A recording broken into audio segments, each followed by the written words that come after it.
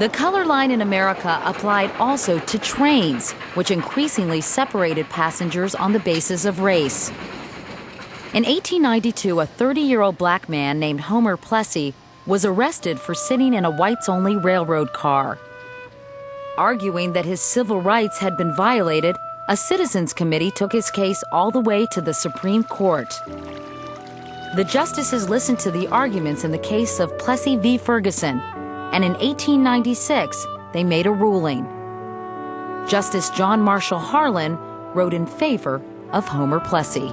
In view of the Constitution, in the eye of the law, there is in this country no superior dominant ruling class of citizens. There is no caste here.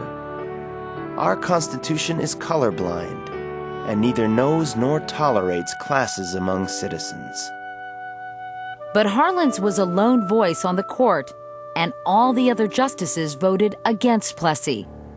Justice Henry Billings Brown wrote the decision that spoke for the majority. The 14th Amendment calls for the absolute equality of the two races before the law.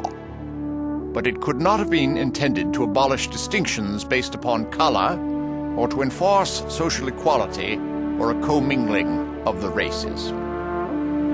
What this meant was that though the races were equal before the law, local laws could prevent people of different races from mingling.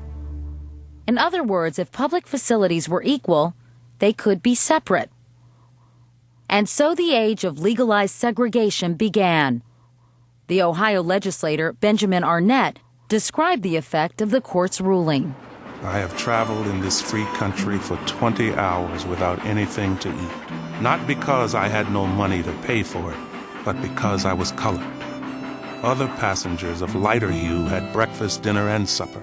In traveling, we are thrown in Jim Crow cars, denied the privilege of buying a berth in the sleeping coach.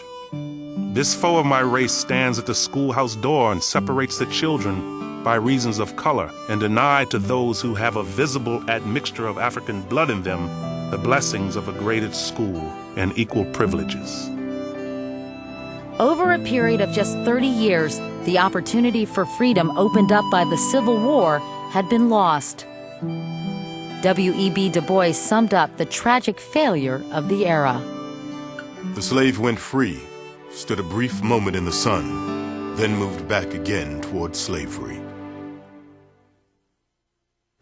We all know about the great civil rights movement of the 1960s. How differently might American history have unfolded if the first civil rights movement of the 1860s had succeeded? I'm Katie Couric. Join me again for Freedom, a History of Us.